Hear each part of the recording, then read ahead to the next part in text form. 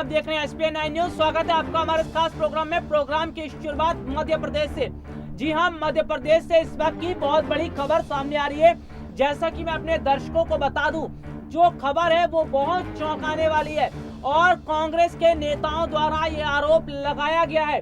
कांग्रेस के नेताओं द्वारा ये बात कही जा रही है कि बीजेपी अब भीड़ जुटाने के लिए पैसों का इस्तेमाल कर रही है। जी हाँ, बीजेपी अपनी रैली में जो भीड़ इकट्ठा होती है उसको इकट्ठा किया जा रहा है पैसा देकर। बाकायदा एक एक लोगों को पैसा दिया जा रहा है ताकि बीजेपी की रैली में ज्यादा से ज्यादा भीड़ दिखाई दे और इसका प्रभाव भी पड़ सके। जी हाँ, पूरी खबर क्या है मैं अपने दर्शकों को ये बताऊंगा, लेकिन ये खबर अपने आप में बहुत चौंकाने वाली है और ये साफ पता चल रहा है कि अब बीजेपी के पसीने छूटते हुए नजर आ रहे हैं। तभी तो बीजेपी अब पैसा चुनाव में लगा रही है। अब बाकायदा जो लोग भीड़ में इकट्ठा होते हैं उन लोगों को पैसा दिया जा रहा है ताकि वो रैली में कुछ देर बैठ सके। पूरी खबर की अगर मैं बात करूं तो देखिए, फिलहाल सिंधिया को यहाँ पर घेरा गया है और इसके साथ ही साथ शिवराज सिंह चौहान को घेरते हुए ये बताया गया है कि जो दमोह उपचुनाव है वहां पर जो बीजेपी रैली कर रही है, सिंधिया की जो रैली हो रही है उसमें बाकायदा पैसों का इस्तेमाल किया जा रहा है और बीजेपी पैसों का इस्तेमाल करके लोगों को इकट्ठा कर रही है, भीड़ को इकट्ठा कर रही है ताकि वो ये दिखा सके कि उनकी रैली में कितनी भारी संख्या लोगों की मौजूद है। आपको अगर मैं बताऊं तो यहाँ पर फिलहाल कांग्रेस के एक दिग्गज नेता हैं, उनकी ये बात सामने निकल कर आई है और कांग्रेस साफ तौर पर अब ईवीएम का मुद्दा भी उठाते हुए नजर आ रही है। अगर मैं बात करूं तो कांग्रेस ये भी कह रही है कि बीजेपी चुनाव जीतने के लिए अब ईवीएम में धांधली कर सकती है और ईवीएम का सहारा लेकर बीजेपी चुनाव जीत सकती है। जैसा कि अगर मैं बात करूं, पश्चिम बंगाल में बीजेपी नेता की जो गाड़ी में ईवीएम बरामद हुए उसके बाद से न सिर्फ कांग्रेस पार्टी महासचिव प्रियंका गांधी ने बाकायदा अपने ट्विटर हैंडल पर एक वीडियो भी शेयर किया और उसके साथ ही साथ उन्होंने अपनी बात भी लिखी। इसके बाद से अब बाकायदा कांग्रेस पार्टी के नेताओं ने ईवीएम का मुद्दा उठाना शुरू कर दिया है।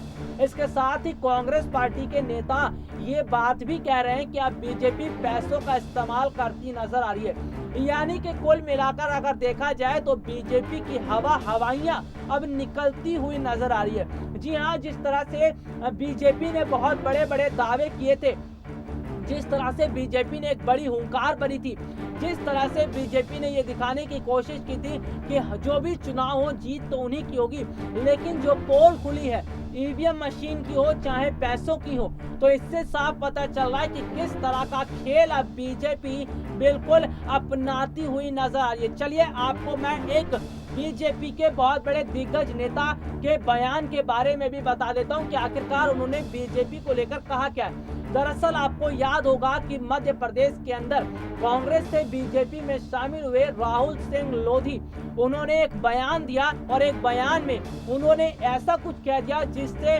न सिर्फ बीजेपी में खलबली मच गई बल्कि बीजेपी के राज से पर्दा भी उठ गया। दरअसल राहुल सिंह लोधी ने कहा कि बीजेपी यानी भाजपा अब मिनी कांग्रेस बनती हुई नजर आ रही है और जिस तरह से भाजपा मिनी कांग्रेस बन चुकी है और वो अब उम्मीदवारों को जो बड़े बड़े कैंडिडेट हैं उनको खरीदने का जो काम करती है, इससे साफ पता चल चुका है कि अब बीजेपी वो वाली राजनीति नहीं करती बल्कि वो कांग्रेस की राजनीति करती नजर आती है। जी हाँ, बीते दिनों पहले मैंने एक रिपोर्ट भी दिखाई थी, बाकायदा ट्वीट भी दिखाया था, जिसमें साफ तौर पर देखने को मिला था कि राहुल सिंह लोधी ने किस तरह से बात रखी थी। उसके बाद दिग्विजय सिंह ने भी ये कहा था कि बीजेपी क्या नीति अपना रही है और ये है बीजेपी का असली चेहरा।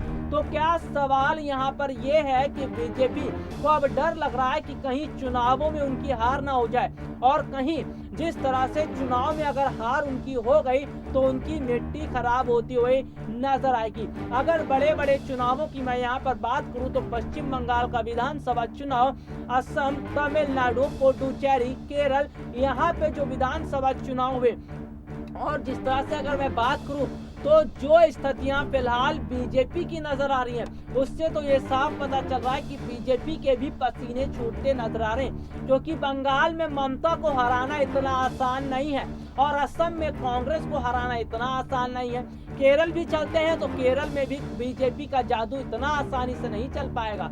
और इसके अलावा के तमिलनाडु और पुडुचेरी के लिए भी बीजेपी को मुश्किलों का सामना करना पड़ सकता है। तो कुल मिलाकर अगर देखा जाए तो बीजेपी के बड़े बड़े नेता भले ही ये दावा करते हैं कि वो चुनाव में जीतेंगे और भारी मतों से जीतेंगे। बाकायदा अमित शाह ने यहाँ तक कह दिया कि बंगाल चुनाव में उतनी ज्यादा सीटें आएंगी जितनी सीटें तो उत्तर प्रदेश विधानसभा चुनाव जब हुए थे तब बीजेपी की नहीं आई थी। यानी सीधा सीधा उन्होंने उत्तर प्रदेश विधानसभा चुनाव से बंगाल चुनाव को जोड़ दिया और उन्होंने कहा उत्तर प्रदेश से ज्यादा सीटें बंगाल में आएंगी। तो क्या वाकई में अमित शाह के दावे में सच्चाई है या फिर बीजेपी की इज्जत बचाने के लिए अमित शाह ने ये बयान दिया है?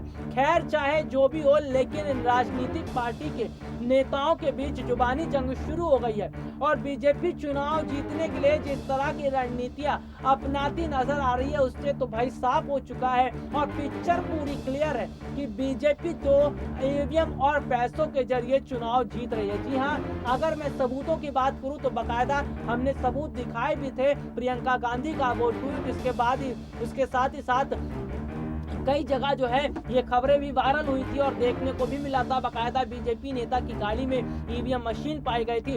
और अब ऐसे में कांग्रेस ने जो सवाल खड़ा कर दिया है कि बीजेपी चुनाव जीतने के लिए पैसों का इस्तेमाल कर रही है, तो वाकई में ये बहुत चौंकाने वाली बात है। और इससे साफ पता चलता है कि बीजेपी को अब डर लग चुका है, क्योंकि जिस तरह से आज देश की जनता का मूड अगर कहा जाए तो वो पूरी तरह से अलग होता हुआ नजर आ रहा है। देश की जनता आज जिस तरह से मोदी सरकार से नाराज बताई जा रही है, खास तौर पर युवा वर्ग के लोग, किसान, और उसके अलावा अगर हम बात करें जो आम लोग हैं, जिस तरह से महंगाई बढ़ रही है और अगर देखा जाए तो ना सिर्फ रोजगार आज खत्म हो चुके हैं बल्कि किसान आंदोलन भी अपनी चरम सीमा पर पहुंच चुका है। तो ये तमाम ऐसे मुद्दे हैं जो फिलहाल आज परेशानी का सबक बने हुए बीजेपी के लिए और यही मुद्दे बीजेपी को चुनावों में हार दिलवाते हुए नजर भी आ रहे हैं। यानी कि बीजेपी को पहले से अंदेशा हो चुका है कि चुनावों में उनकी हार होगी, इसलिए रणनीति तो अपनानी पड़ेगी। लेकिन ये वाकई में बहुत चौंकाने वाली बात है कि एक तरफ तो अगर बात की जाए तो बीजेपी धमाधम रैली कर रही है, ताबड़तोड़ रैली कर रही है, लेकिन देश में जिस तरह से वायरस फैलता जा रहा है सरकार को इस बारे में कोई चिंता नहीं है। सरकार का ध्यान तो केवल और केवल रैलियों की तरफ है। बीजेपी के नेताओं को तो केवल रैली करनी है और रैली करके चुनाव जीतना है। खैर फर्क भी क्या पड़ता है, ये तो नेता है और इन्हें आम जनता से कोई ताल्लुकात इनके नहीं होते। आम जनता है अगर कीड़े मकोड़ों की तरह वो चली भी जाती है तो कोई फर्क उन्हें नहीं पड़ता है। लेकिन अपने आप में ये बहुत बड़ी बात है कि एक तरफ तो बीजेपी की सरकार ये दावा करती है, एक तरफ तो बीजेपी सरकार ये कहती है कि सोशल डिस्टेंसिंग का पालन किया जाए, बाकायदा मास्क लिया जाए, लेकिन उन्हीं के पार्टी के दिग्गज नेता जब बड़ी बड़ी रैलियां करते हैं तो वहां तो सोशल डिस्टेंसिंग नहीं होती, वहां तो किसी के चेहरे पर मास्क नहीं होता और बाकायदा खुद उनके नेता तक मास्क नहीं लगाते हैं। तो ये है देश के सामने सच्चाई बीजेपी की और ये सच्चाई अब सामने आ ही चुकी है। फिलहाल के लिए आज मुझे इजाजत दीजिए, नमस्कार।